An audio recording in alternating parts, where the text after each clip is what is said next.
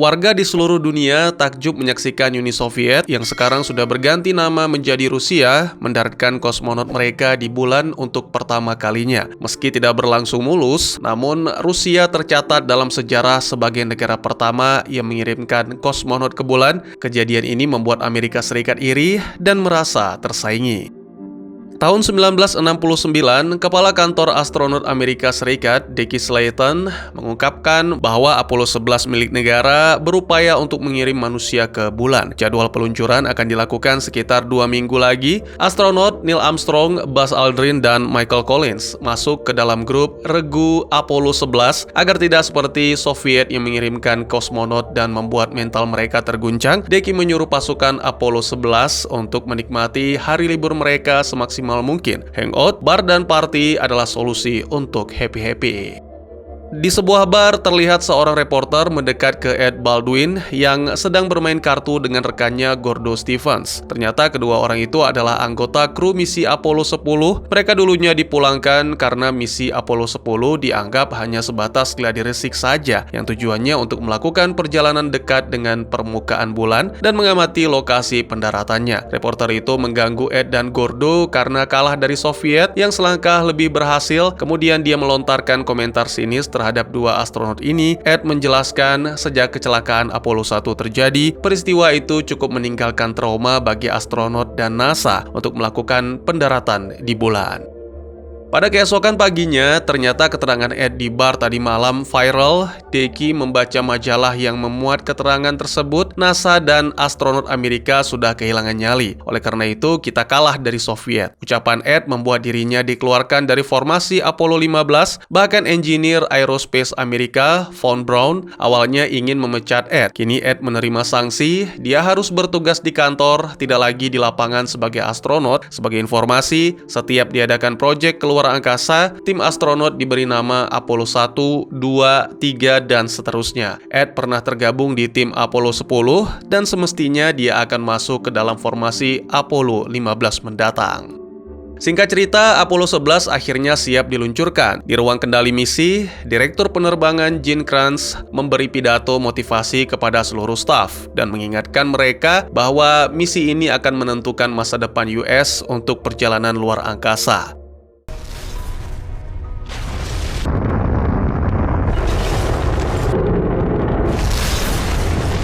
Bulan sudah terlihat dan awak Apollo 11 siap mendarat. Mereka sedang mencari landasan yang mulus untuk melakukan pendaratan. Hanya tinggal 6 meter lagi pesawat landing. Tiba-tiba,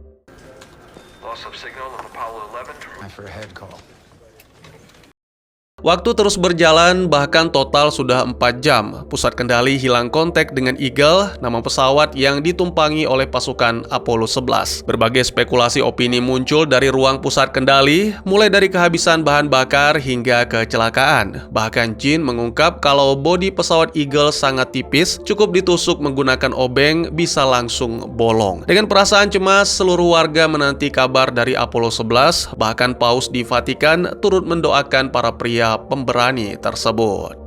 Lalu tiba-tiba sebuah kabar mengejutkan berhasil memecah kesunyian. Eagle berhasil mendarat dengan selamat. Orang ruang pusat kendali dan seluruh warga Amerika menyambut kabar baik tersebut dengan penuh sukacita.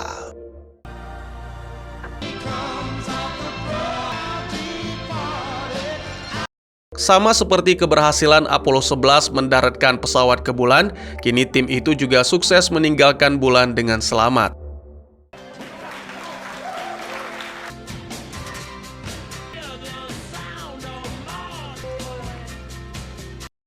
2 bulan berlalu dan Ed mulai muak menjalani tugas barunya sebagai staf kantoran. Dia menghadap Deke dan meminta kembali posisi sebelumnya sebagai kru Apollo 15. Namun Deke mengatakan kalau bos besar tampaknya masih enggan menugaskan Ed kembali ke posisi awal. Thomas Paine melakukan pertemuan dengan para pejabat tinggi. Dia menginformasikan kalau Soviet punya rencana mendirikan pangkalan militer di bulan. Thomas tak ingin kalah 2 kali dari Soviet. Dia meminta kepada Von Braun untuk segera mengambil langkah cepat daripada negara yang terletak di Eropa Timur tersebut. Instruksinya sudah disetujui oleh Presiden Nixon. Von Braun pribadi sebenarnya kurang setuju menjadikan misi keluar angkasa sebagai ajang yang bisa memancing peperangan, mengingat tragedi Perang Dunia II mereka sebelumnya sudah memakan banyak korban orang-orang tak berdosa. Sementara itu, seorang wanita bernama Margo Madison yang merupakan seorang insinyur di NASA sedang menghadapi wawancara dengan Direktur Penerbangan Gene Kranz untuk posisi kendali misi. Sepertinya tes kurang berjalan sesuai rencana dan ia pun segera meninggalkan ruangan tersebut. Pada keesokan harinya, kejutan pun terjadi. Von Braun masuk ke ruang kerja Madison dan dengan bangga mengumumkan kalau Madison adalah wanita pertama yang terpilih di posisi kendali misi.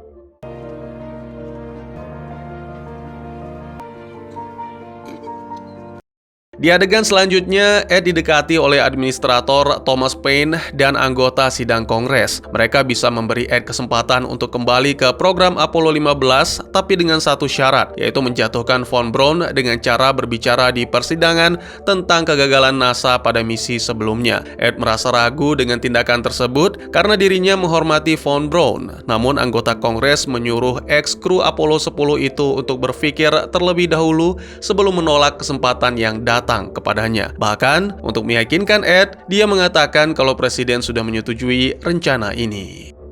Beberapa minggu kemudian, Ed terlihat mendatangi kongres sidang di Washington DC. Alih-alih menjebak Von Braun, Ed malah justru bermanuver, mengatakan bahwa kegagalan Apollo 10 mendarat di bulan murni atas kesalahannya, bukan pihak lain. Sebagai komandan Apollo 10, Ed menunjukkan sikap kesatrianya. Thomas dan anggota kongres yang sebelumnya melobi Ed tampak sangat kecewa dengan kesaksiannya tersebut. Kejadian di persidangan membuat Ed yakin bahwa dia harus mengundurkan diri sebagai astronot dan kembali ke Kesatuan Angkatan Laut. Keputusan tersebut dia ungkapkan di hadapan rekan kerja sekaligus sahabatnya, Gordo, ketika mereka bertemu di bar setelah persidangan.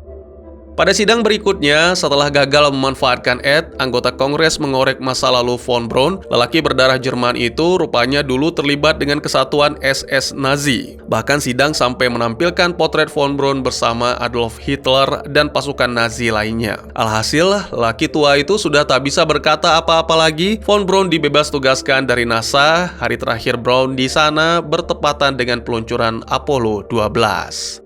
Who owe their large pensions to Werner. Learning Chinese, says Hari yang sama, Deki berkunjung ke rumah Ed dan memberi kabar baik. Setelah Von Braun diberhentikan, direktur baru telah memutuskan untuk mempekerjakan Ed kembali ke dalam misi Apollo 15. Berita itu tentu saja membuat Ed gembira. Istrinya yang bernama Karen tiba-tiba mengajak dua pria itu untuk menyaksikan tayangan di televisi yang mengumumkan kalau Soviet kembali selangkah lebih maju dan mencatatkan namanya dalam buku sejarah dunia. Uni Soviet adalah negara pertama yang menugaskan pilot wanita berusia 32 tahun untuk menginjakkan kakinya di bulan. Kabar kosmonot wanita pertama ke bulan itu membuat negara Amerika kebakaran jenggot yang sepertinya tak akan pernah padam. Administrator NASA Thomas Paine masuk ruangan dan memberitahukan bahwa presiden menginginkan astronot wanita untuk misi terbang ke bulan. Ini adalah masalah bagi NASA karena mereka sebenarnya tidak memiliki banyak astronot wanita yang berkompeten. Molly Cobb dan Patty Doyle masuk ke dalam daftar utama karena mereka sebelumnya pernah tergabung dalam Mercury 13, sebuah proyek yang tujuannya adalah mengirim perempuan ke luar angkasa sebelum dibatalkan pada tahun 60-an. Deki mempertimbangkan kedua wanita itu dan dia dihadapkan pada kandidat yang lebih potensial termasuk Daniel Poole, seorang insinyur NASA. Belakangan, Thomas memberitahu Deki bahwa presiden telah melontarkan ide untuk mengirim Gordo Stevens ke luar angkasa bersama istrinya Tracy yang merupakan seorang mantan pilot. Deki ragu dengan gagasan itu, tapi Thomas memaksanya. Selang beberapa waktu kemudian, Deki mengunjungi kediaman Gordo dan menyampaikan informasi tentang proyek astronot wanita ini kepadanya dan Tracy, istri Gordo, dengan sukacita menerima tawaran pelatihan ini.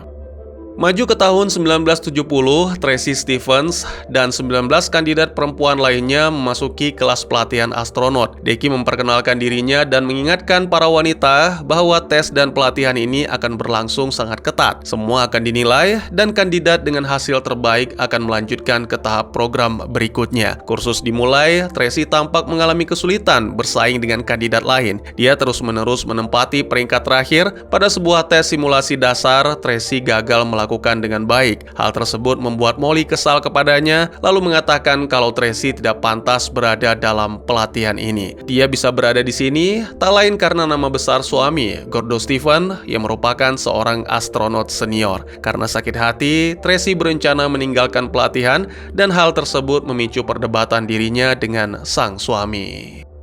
So that's what you think of me, huh? Singkat cerita, pelatihan astronot wanita masuk ke tahap tes ketahanan di gurun. Ya, seperti diketahui, kondisi di bulan hampir mirip dengan di gurun, sama-sama berpasir, bukan? Semua kandidat wajib bisa bertahan hidup di gurun, lalu berjalan menuju pos dengan selamat. Penilaian juga meliputi batas waktu yang sudah ditentukan oleh pelatih. Semua kandidat sudah berhasil sampai di pos dengan selamat, tapi tidak dengan Tracy. Di perjalanan, dia bertemu dengan Ellen yang mengalami cedera pada pergelangan kakinya. Karena punya solidaritas yang tinggi, Tracy tanpa ragu menolong Ellen, meredakan nyeri keseleonya dan membopong anak pengusaha kaya raya itu sampai ke pos.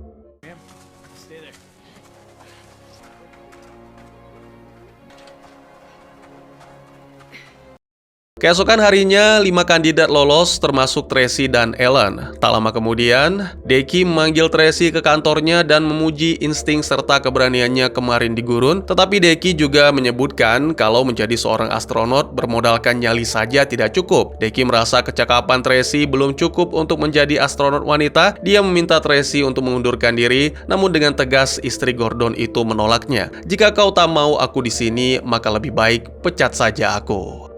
Pada hari ke-200 program pelatihan, Ed mengambil 5 kandidat yang tersisa ke pangkalan militer dan memperkenalkan mereka pada mesin simulator Lunar Excursion Module. Di sini, para kandidat akan dites manuver dasar untuk lepas landas dan mendarat. Tracy ditunjuk sebagai kandidat pertama yang masuk ke LEM. Adegan berpindah ke jalan raya. Gordo sedang menikmati bir dingin sambil mengendarai sport car miliknya. Dari kejauhan, dia melihat kepulan asap yang berasal dari pangkalan angkatan udara. Tanpa pikir panjang, dia langsung memutar arah laju mobilnya dan pergi ke sana. Sesampainya Gordo di sana, dia begitu takut kalau kebakaran tersebut telah menewaskan istrinya, Tracy. Ed berusaha menenangkan, namun apa yang terjadi?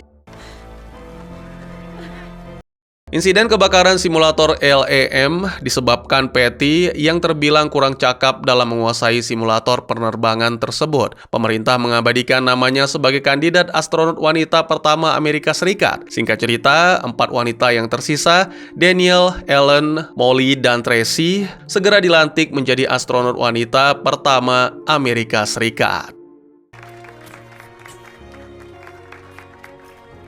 Danielle Poole.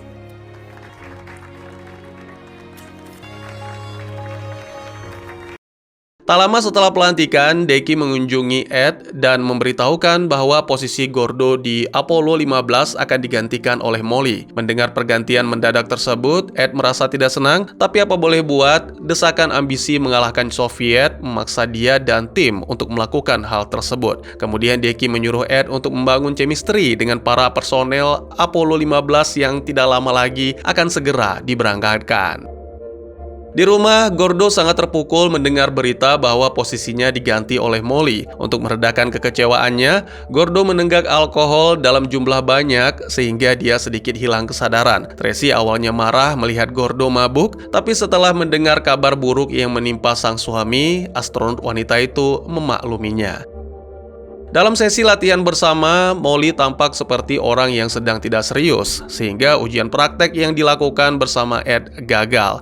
Ed kesal dengan sikapnya. Margo yang mengetahui hal tersebut langsung menemui Molly dan menegurnya. "Kamu bukan pilot, tapi kamu astronot. Semua cara harus dilakukan dengan sempurna." Molly seketika langsung sadar mendengar ucapan tersebut. Adegan kemudian menampilkan hari peluncuran Apollo 15. 3 anggota kru, Ed, Sedgwick, dan Molly bersiap untuk berangkat. NASA dan masyarakat Amerika begitu antusias melihat penerbangan tersebut.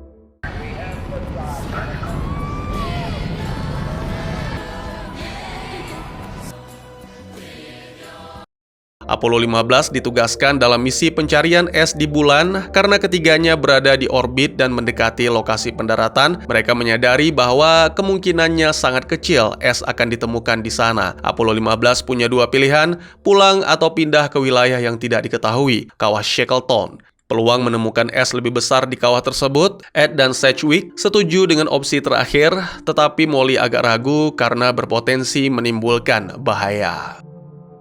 Presiden Amerika Serikat pada masa itu, Nixon, sangat terobsesi memiliki pangkalan di luar angkasa. Sebab, bila misi ini berhasil, maka Amerika adalah negara pertama di dunia yang punya pangkalan di bulan. Ed dan Sedgwick pun berusaha meyakinkan Molly untuk memilih opsi kedua dan berhasil. Sedgwick mengemudikan modul Command and Service di bulan, sementara Ed dan Molly berjalan melewati kawah Shackleton.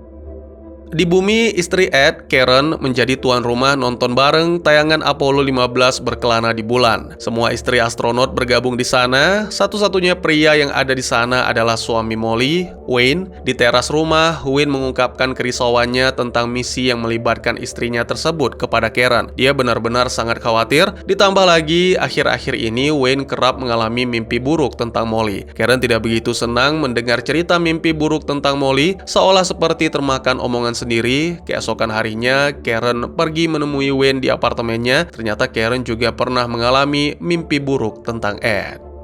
Besoknya, acara nonton bareng kembali digelar. Wayne mengunjungi rumah Karen sambil membawa lukisan yang terinspirasi dari cerita mimpi Karen. Kemudian, mereka bergabung bersama teman-teman lainnya untuk menyaksikan aksi Apollo 15 di televisi. Misi Apollo 15, tempat Ed dan Molly berada, gagal menemukan es. Awak di pusat kontrol berhipotesis bahwa jika tidak ada es di permukaan, bisa saja ada di dalam kawah. Ed dan Molly memutuskan untuk selesaikan misi ini. Ed menurunkan Molly ke dalam kawah Shackleton yang sangat gelap menggunakan tali pengaman. Easy, Ed. Tension.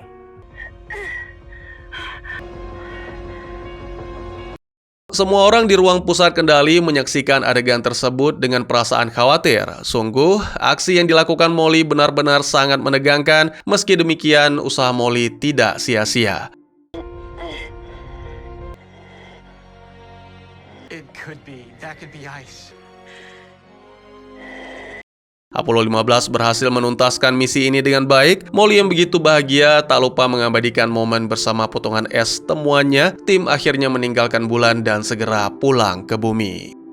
Adegan loncat ke 2 tahun kemudian, 12 Oktober 1973, NASA berhasil membangun pangkalan pertama di bulan yang diberi nama Jamestown di tepi kawah Shackleton. Pangkalan tersebut dijadikan tempat astronot tinggal dan melakukan penelitian. Masuk ke 24 Agustus 1974, saat ini yang menghuni pangkalan Jamestown adalah tim Apollo 22 yang beranggotakan Ed, Gordo, dan Daniel. Peluncuran Apollo 23 sedang dipersiapkan sebagai pengganti Apollo 22 yang selama ini sudah bertugas di sana. Sementara itu, kembali ke markas kendali misi, Administrator NASA Wiesner mengumumkan nama baru Direktur Penerbangan Wanita pertama Irene Hendricks. Keputusan tersebut sesuai dengan usulan Presiden Kennedy. Pengangkatan Irene membuat Margo sebagai staf senior kesal karena dirinya lah yang seharusnya menduduki posisi tersebut. Kembali ke lokasi peluncuran Apollo 23 dan peristiwa nahas pun terjadi.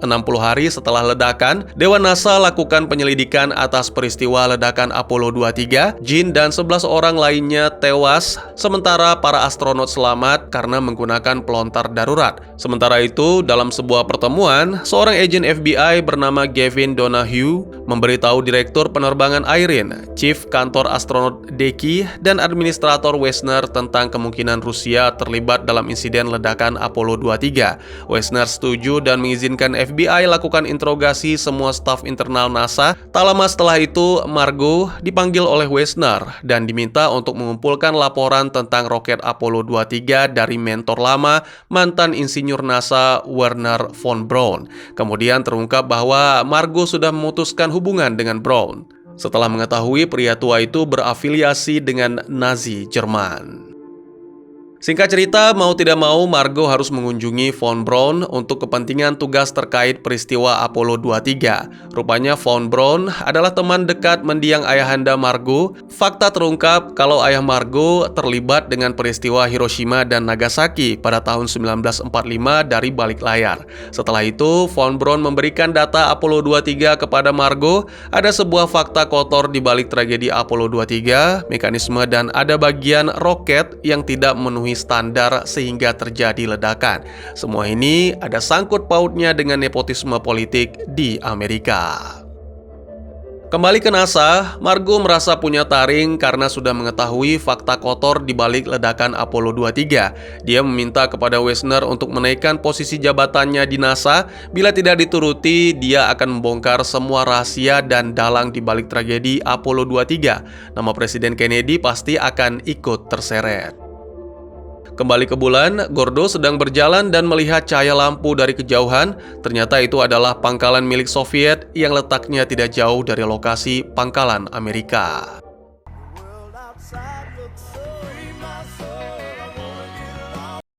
Adegan kemudian beralih ke Jamestown. Kru Apollo 22 dapat kabar kalau peluncuran Apollo 24 ditunda selama 2 minggu. Itu artinya Ed, Gordo, dan Daniel harus tinggal lebih lama lagi di bulan menunggu sampai kru pengganti datang. Kondisi ini membuat mereka dilanda stres, khususnya Gordo yang mentalnya sudah mulai terganggu.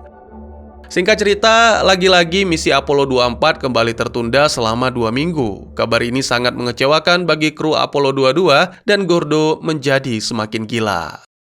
Pada malam hari, Gordo tiba-tiba terbangun dan mulai bertingkah aneh. Ed khawatir melihat kondisi rekannya. Dia memutuskan untuk membawa Gordo keluar agar mental dan pikirannya sedikit membaik. Setelah berjalan menyusuri bulan, Gordo nyaris mati. Dia ingin melepas spacesuit karena merasa ada semut yang merayap di tubuhnya. Ed mengatakan bahwa itu semua tidak benar. Gordo hanya sedang berhalusinasi belaka. They ain't there. Everything's gonna be okay. Gangguan mental yang dialami Gordo ini akan menghancurkan karirnya jika diketahui oleh NASA. Gordo sudah tidak bisa lagi menjadi pilot di NASA sekaligus di angkatan militer. Daniel membuat rencana, dia secara sengaja mematahkan lengannya. Rencana ini dilakukan agar Apollo 22 ada alasan untuk pulang ke bumi, bukan karena mental Gordo, tapi karena patah tulang Daniel. Ed melepaskan kepergian Daniel dan Gordo, sementara itu dia tinggal sendiri di bulan.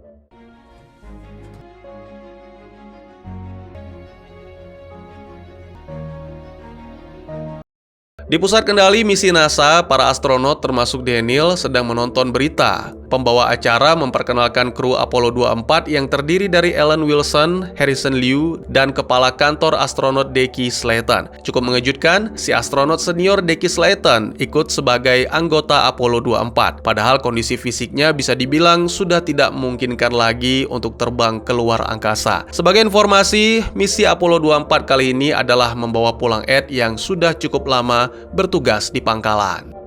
Sementara itu, Ed melanjutkan tugasnya memata-matai astronot Soviet. Dia memberitahu Wessner dan Jenderal Weber, kedua petinggi ini punya pandangan yang berbeda. Weber yakin bahwa Rusia memang sedang merencanakan sesuatu di bulan, sedangkan Wessner lebih memilih untuk tidak mau ada konflik dengan Soviet. Jadi menurutnya lebih baik Ed tidak usah bertindak terlalu jauh. Ed berjalan menyusuri kawah Shackleton. Dia menemukan sebuah perangkat pengawas milik Soviet. Mereka sepertinya benar-benar ingin tahu kondisi tambang es milik Amerika. Ed segera memberitahu Wessner dan Jenderal Weber tentang situasi tersebut. Jelas aksi Soviet sudah melanggar teritori, namun Wessner minta Ed untuk mengabaikan perangkat milik Soviet agar tidak terjadi konflik internasional. Di bumi, putra Ed yang bernama Shane mengalami kecelakaan yang cukup parah. Kondisi otaknya lumpuh. Para staf NASA dan istri Ed, Karen, sepakat untuk merahasiakan hal ini. Alasannya jelas, mereka semua tidak ingin Ed jadi kepikiran hingga gagal fokus selama bertugas di pangkalan. Ternyata kabar buruk tersebut bocor ke pihak Soviet. Sepertinya mereka sengaja memanfaatkan situasi tersebut untuk mengguncang mental Ed. Pihak Soviet mengirim teletype kepada Ed yang berisi ucapan prihatin untuk putra. Ed merasa bingung membaca pesan tersebut. Dia pun segera menghubungi Gordo dan bertanya apa yang terjadi. Ed tampak sangat marah ketika mengetahui semua orang seolah merahasiakan sesuatu darinya. Dia turun ke kawah dan menghancurkan perangkat pengawas milik Soviet.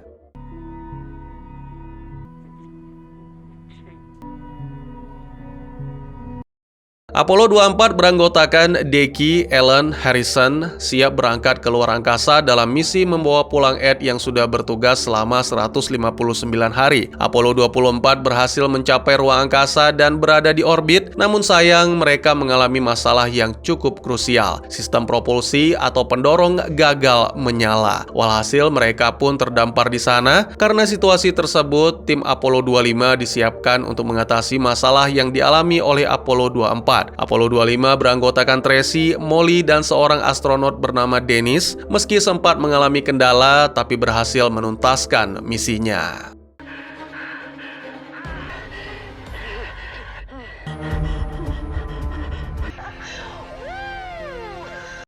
Di bulan, secara mengejutkan, Ed menemukan kosmonot Soviet di lokasi penambangan Amerika. Kosmonot itu mengacungkan palu ke Ed, tapi sebagaimana perintah dari pusat komando, Ed diminta untuk jangan bertindak sembrono. Jadi dia segera meninggalkan kosmonot Soviet itu. Tak lama kemudian di Jamestown, kosmonot Soviet yang tadi dilihat datang ke pangkalan Amerika, rupanya dia kehabisan oksigen. Ed dengan licik menjebak kosmonot Soviet.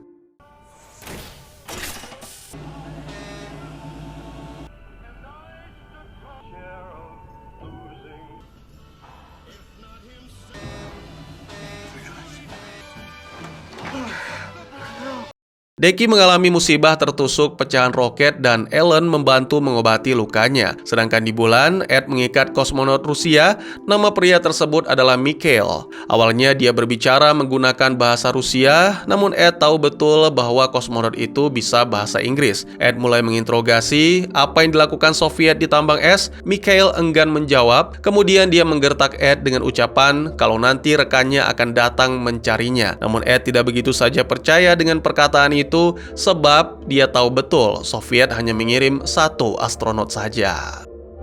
Di ruang kendali misi, semua staf merayakan kru Apollo 25, Dennis, Tracy, dan Molly tiba dengan selamat.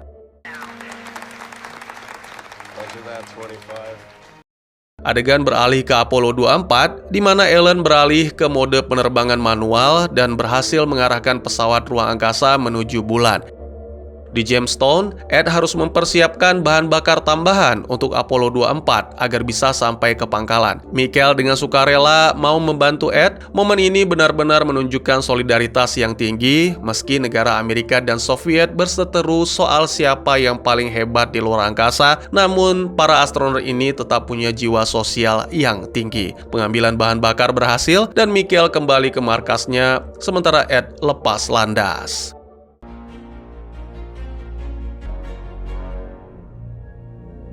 Tak lama kemudian, Ed berhasil berkomunikasi dengan Ellen dan Deke melalui jangkauan radio. Sayangnya, posisi Apollo 24 berputar terlalu banyak dan akibatnya sulit diberikan bahan bakar. Akhirnya, Ed melemparkan tabung bahan bakar ke Ellen.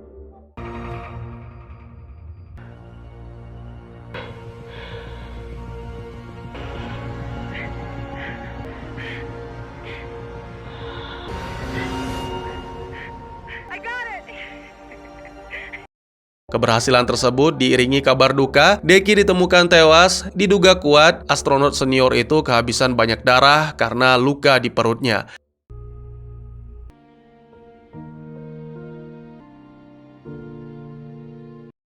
Ed awalnya tidak mau kembali ke bumi karena dia tidak siap mendengar berita tentang putranya. Namun Ellen sebagai komandan misi memerintahkan Ed untuk segera pulang ke bumi. Ya, akhirnya pria bertubuh tegap itu setuju.